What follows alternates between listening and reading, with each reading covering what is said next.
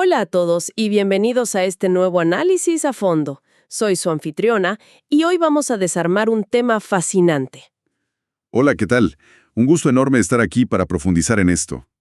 Saben, actualizar la infraestructura de un centro de datos tradicional siempre ha sido, digamos, una experiencia bastante aterradora en el mundo de la tecnología. Totalmente un dolor de cabeza. Imaginen a los administradores de sistemas encerrados en un cuarto frío un domingo a las 3 de la mañana, sudando frío, cruzando los dedos para que al reiniciar un servidor crítico todo vuelva a encender. Para ponerlo en perspectiva, históricamente esto ha sido como intentar cambiar el motor de un avión comercial. En pleno vuelo. Exacto, en pleno vuelo. Un movimiento en falso o un cable mal conectado, una incompatibilidad de software y todo el sistema se viene abajo, llevándose consigo a las aplicaciones de las que dependen miles de personas. Y costando millones, claro. Así es. Sin embargo, la tecnología actual ha evolucionado a un nivel tan increíble que la industria ha logrado hacer exactamente eso. Cambiar piezas fundamentales del motor en el aire a máxima velocidad sin que los pasajeros sientan la más mínima turbulencia. Y ese es nuestro objetivo hoy. Me parece un enfoque excelente. Vamos a desglosar cómo la infraestructura digital moderna, específicamente esta última generación de entornos de virtualización, ha dejado de ser rígida. Veremos cómo se ha convertido en un ecosistema que se adapta, se cura a sí mismo y se actualiza de forma completamente invisible. Y para establecer el panorama general antes de entrar en los detalles técnicos tan profundos, es fundamental comprender que lo que estamos presenciando no es solo una mejora de velocidad, es un cambio profundo de filosofía en el diseño de los sistemas. Ajá. Toda la arquitectura de la que vamos a hablar hoy prioriza la disponibilidad y la integridad por encima de absolutamente todo lo demás. Ya no estamos en esa era donde el objetivo era simplemente comprar el servidor físico más grande, potente y ruidoso del mercado. El enfoque ahora está en la inteligencia del sistema. Exactamente. Estamos hablando de infraestructuras que tienen la capacidad autónoma de gestionarse, de aislar y proteger sus propios procesos, y de aplicar actualizaciones tan fluidas que el concepto mismo de tiempo de inactividad programado ya casi es obsoleto. Es la tecnología operando con una mentalidad de preservación absoluta. Pues hay muchísimo terreno increíble que cubrir hoy, así que vamos a desempacar esto pieza por pieza. Y quiero empezar por la base absoluta, la infraestructura física y ese momento exacto en que estas máquinas despiertan y reciben energía. El famoso arranque. Sí, el arranque. Analizando cómo operan estos sistemas modernos, me llamó muchísimo la atención un cambio en el espacio de memoria que se utiliza puramente para arrancar el servidor, lo que en el medio se conoce como el boots bank. Tengo entendido que el espacio que requiere un servidor moderno solo para arrancar ha crecido de una manera masiva, Masiva es la palabra correcta, sí. pasando de, digamos, 512 megabytes a 1 gigabyte completo, y con capacidad de expandirse hasta 8 veces más. A simple vista, uno pensaría, bueno, el software ahora es más pesado y ya. Pero intuyo que hay una razón arquitectónica más profunda. ¿Qué está pasando exactamente en ese primer segundo de vida para requerir tanto espacio? Pues mira, la razón de este crecimiento exponencial no es simplemente código inflado o mal optimizado. Se debe a que los sistemas modernos ya no arrancan siendo tontos, por así decirlo. Claro. Desde el segundo cero, estas máquinas están cargando en memoria instrucciones inmensamente complejas. Por ejemplo, antes tenías que arrancar el servidor básico y luego, paso a paso, instalarle las capacidades de red o la seguridad. Hoy tecnologías de virtualización de red como NSX ya vienen integradas directamente en esa imagen de arranque. Pausa ahí un segundo para quienes nos escuchan y no están tan familiarizados con esto todos los días. ¿Cómo definiríamos NSX de una manera súper sencilla? Por supuesto. Imaginen que NSX es como un enrutador de red gigante y un sistema de seguridad tipo firewall, pero que existe puramente en software dentro del mismo servidor. O sea, en lugar de depender de cables físicos y aparatos externos costosos, el servidor mismo hace todo ese trabajo internamente. Tal cual. Al incluir todo esto desde el arranque, el servidor nace sabiendo cómo enrutar tráfico hipercomplejo, cómo aislar aplicaciones y cómo protegerse a sí mismo dentro de una red. Nace con un cerebro mucho más sofisticado. Y para alojar ese cerebro, desde el instante que recibe energía, necesitamos ese gigabyte de espacio inicial. Básicamente el servidor despierta ya con un título universitario en ingeniería de redes. Es fascinante. Ahora ya que estamos hablando de cómo el servidor maneja su memoria, hay un concepto revolucionario del que quiero hablar. El tiering de memoria, o los niveles de memoria. Uy, ese es un cambio brutal para la industria. Pensemos en un escenario de pesadilla típico. Tenemos un servidor ejecutando decenas de bases de datos críticas y de repente se queda sin memoria RAM tradicional. Históricamente, eso significaba un colapso.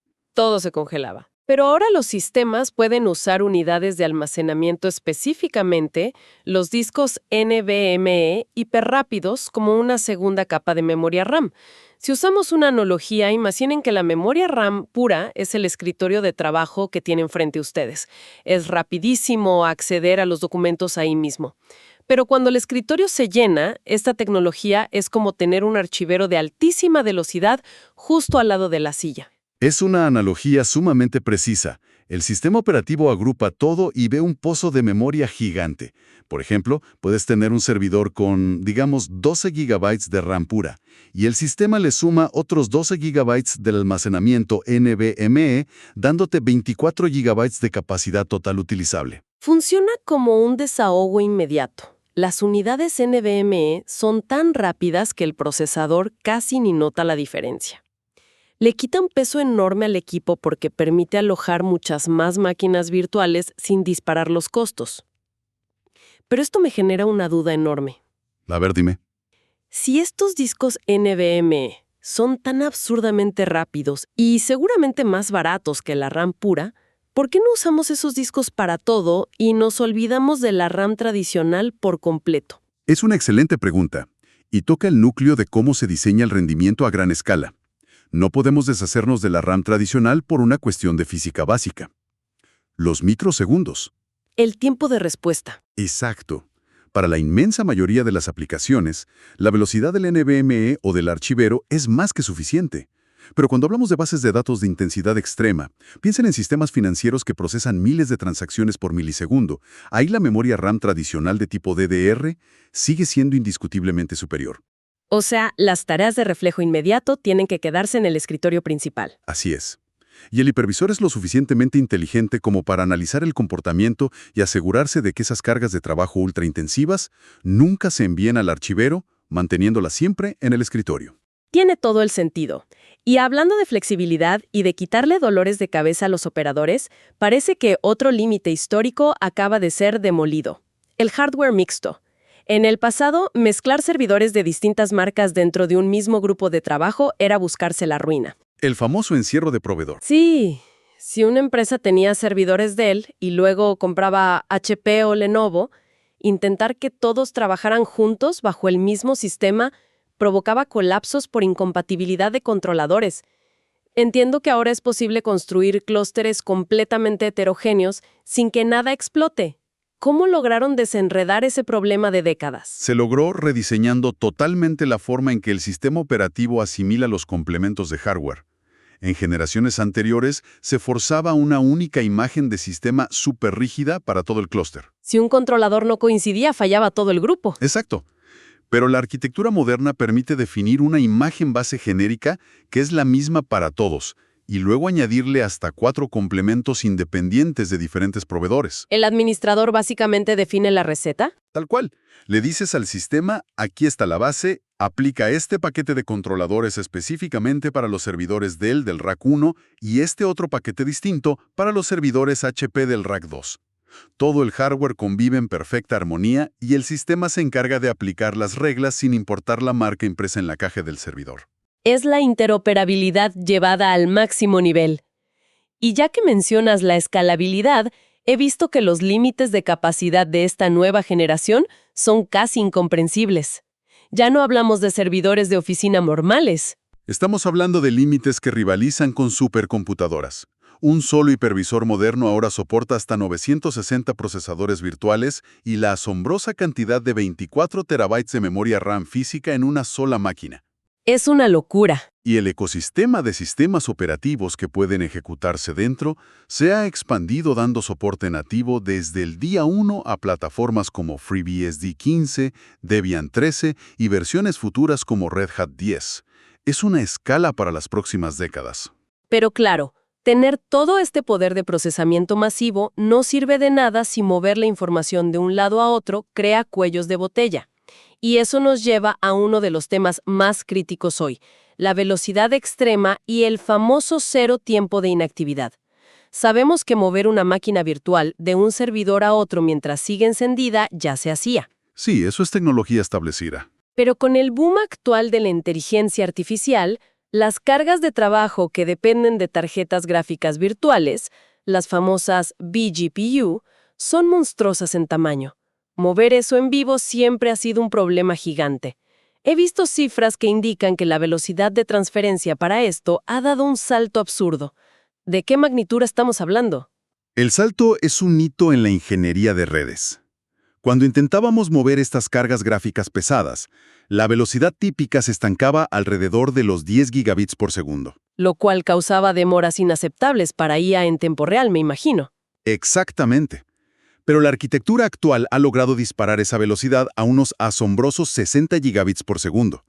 Y lo más fascinante es que no inventaron cables de red nuevos, sino que lo lograron optimizando el software con dos técnicas principales. A ver, cuéntame. La primera. La primera es abrir múltiples conexiones de red, o conexiones TCP en paralelo.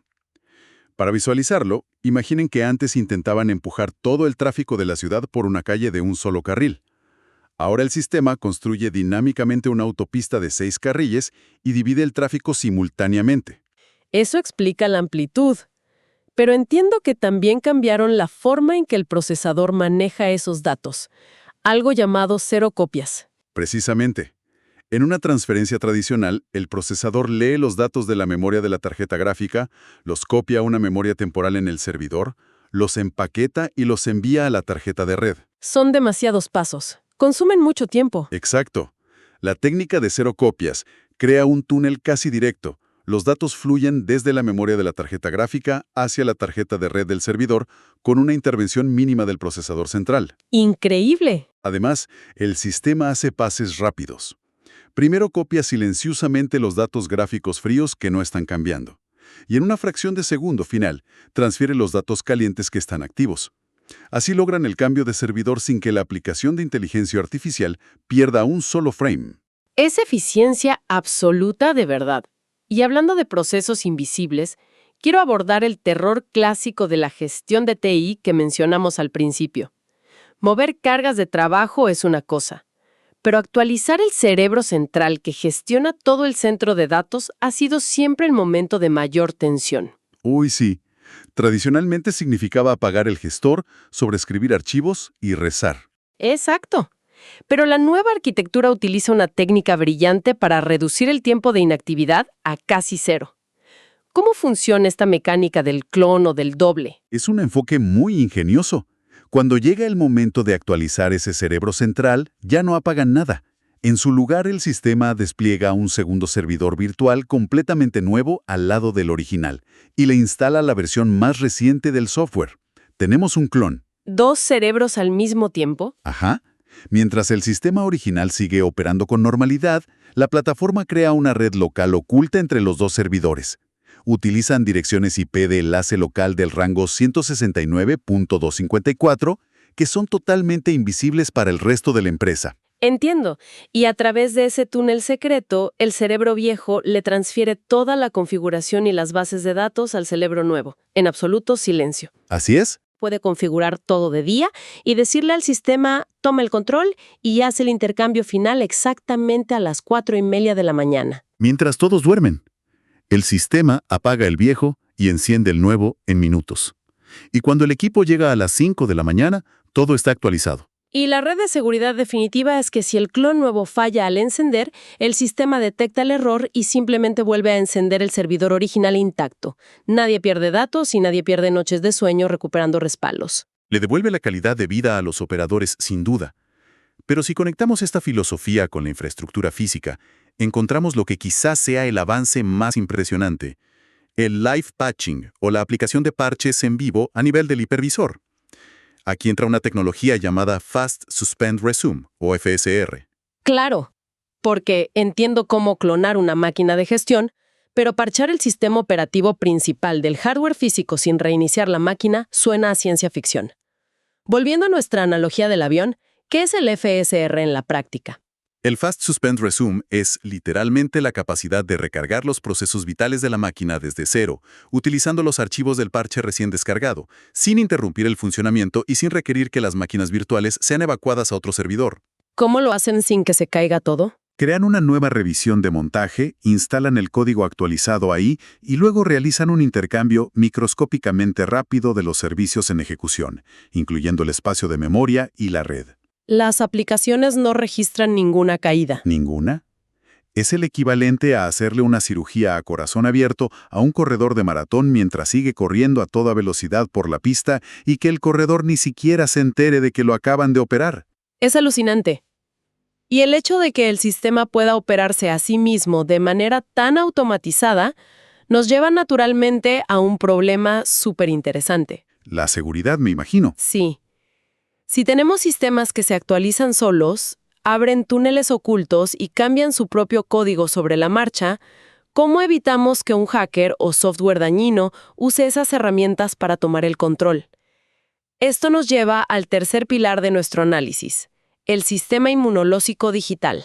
La seguridad nativa. Investigando, me topé con un mecanismo que funciona básicamente como el cadenero, más grande, estricto e implacable, en la entrada del club nocturno más exclusivo de la ciudad. Es una excelente forma de describirlo. Estás hablando de la Directiva de Seguridad conocida como Exec Installed Only. Ajá. Y efectivamente es un cambio drástico. Tradicionalmente, si alguien con credenciales de administrador lograba introducir un archivo ejecutable en el servidor, podía correrlo. Ya no. Esta nueva arquitectura viene de fábrica con una regla inviolable. El sistema prohíbe terminantemente la ejecución de cualquier programa que no cuente con una firma digital criptográfica oficial del fabricante. O sea, no importa si tienes la contraseña maestra. Si traes un archivo descargado de un foro de Internet o un binario dudoso, el hipervisor te cierra la puerta en la cara, bloquea el proceso y emite una alerta crítica. Nadie entra sin invitación firmada. Es una barrera impresionante. Pero esto me generó una duda operativa muy real. Sabemos que los administradores viven de automatizar tareas rutinarias. Pensemos en un ingeniero que lleva años usando sus propios scripts de Python para limpiar registros. Herramientas del día a día. Exacto. Si el sistema bloquea todo lo que no venga de fábrica, ¿cómo logran correr sus scripts sin que el servidor los trate como hackers? Ese fue uno de los grandes desafíos de diseño. ¿Cómo mantener la seguridad draconiana sin destruir la flexibilidad operativa de los ingenieros? Y la solución es un detalle técnico brillante. A ver, cuéntame. Resulta que la única forma de que un script personalizado funcione es a través de una declaración de intencionalidad extremadamente específica. En la primera línea del código, el administrador debe incluir un marcador conocido como el hashbang u octotorpe. ¿El hashbang? Sí, son solo 2 caracteres simples. El símbolo de número o almohadilla, seguido inmediatamente de un signo de exclamación acompañados de la ruta del intérprete autorizado, por ejemplo, Python. Espera un segundo. ¿Me estás diciendo que un bloqueo de seguridad de grado militar se soluciona simplemente escribiendo 2 caracteres al principio de un archivo de texto? ¿No es hacer trampa muy fácil? Parece demasiado simple, lo sé, pero la lógica detrás es profunda. El sistema operativo no evaluó el contenido del script para decidir si es seguro, porque eso sería ineficientemente lento. Claro, tomaría ciclos de procesamiento valiosos. Al exigir el hashbang, el sistema obliga a que exista una declaración explícita del autor sobre qué motor exacto debe ejecutar el código. Si un atacante simplemente sube un archivo binario compilado o un script malicioso sin ese formato estricto, fracasa. Entiendo. El hashbang demuestra intencionalidad humana y estructura. Le dice al sistema, sé exactamente lo que estoy haciendo y asumo la responsabilidad. Exactamente. Sin esa línea, la ejecución es cancelada instantáneamente. Demuestra que no fue un accidente ni un proceso ciego tratando de inyectar código. ¡Qué ingenioso! Ahora, si vamos un paso más allá, siempre existe el riesgo del factor humano, ya sea negligencia o malicia interna. ¿Qué impide que un administrador harto de lidiar con estas reglas estrictas simplemente entre a la configuración y apague al cadenero? Y aquí es donde la seguridad de software se ancla firmemente en el mundo físico. La genialidad de esta arquitectura es que hace que sea casi imposible apagar estas defensas por capricho. ¿Cómo lo evitan? Lo logran integrando estas reglas directamente con los chips de seguridad físicos que vienen soldados en las placas base de los servidores, conocidos como chips TPM versión 2.0. Chips físicos. Al atar la configuración al hardware, un atacante remoto o un administrador impaciente usando la línea de comandos no puede simplemente cambiar un parámetro de encendido apagado. Me imagino que requiere estar ahí o algo más complejo. Alterar esa postura de seguridad requiere una serie de pasos deliberados que obligan a un reinicio físico de la máquina. Esto rompe las firmas de estado y hace saltar todas las alarmas de auditoría a nivel gerencial. La seguridad está literalmente enraizada en el silicio. Seguridad blindada a nivel físico. Y por supuesto, esto no serviría de nada si la información que viaja entre los servidores pudiera ser leída fácilmente. Tengo entendido que también ha habido una evolución en el lenguaje secreto que utilizan las máquinas para hablar entre ellas. Absolutamente. Para las comunicaciones internas, todo ese tráfico de control, envío de credenciales y gestión ahora exige por defecto perfiles de cifrado TLS en su versión 1.3. ¿Lo más avanzado que hay comercialmente? Esto garantiza que las comunicaciones estén protegidas por algoritmos impenetrables.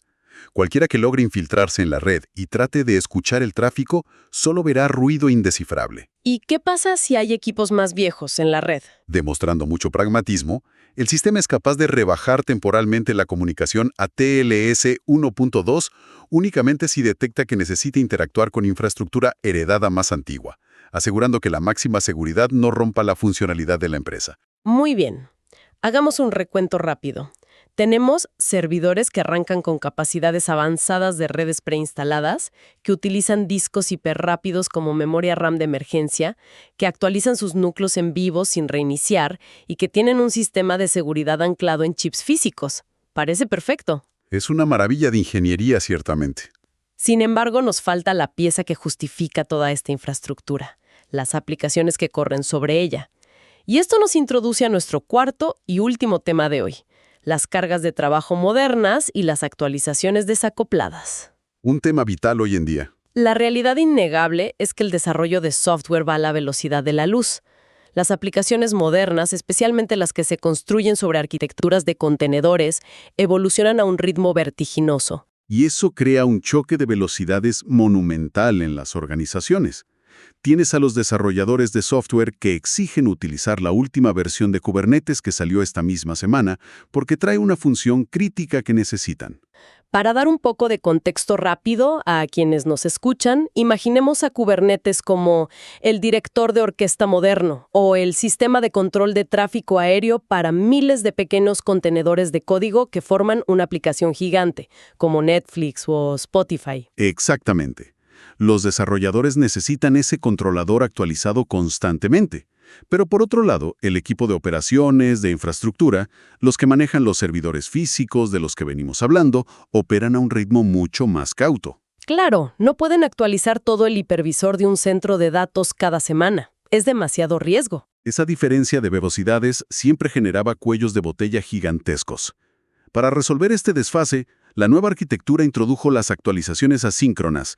Han separado por completo la capa que gestiona Kubernetes, conocida como los clústeres supervisores, del hipervisor físico subyacente. ¿Y cómo logran mantener ambas capas sincronizadas de manera segura sin que una rompa a la otra? A través de un componente sumamente inteligente llamado la biblioteca de contenido. Esta biblioteca actúa como un intermediario local dentro del centro de datos y se conecta de forma segura a redes de distribución de contenido globales en la nube, las famosas CDNs. O sea, cuando sale una nueva versión de Kubernetes, se descarga automáticamente en esta biblioteca local. Así es, pero el sistema no la instala a ciegas.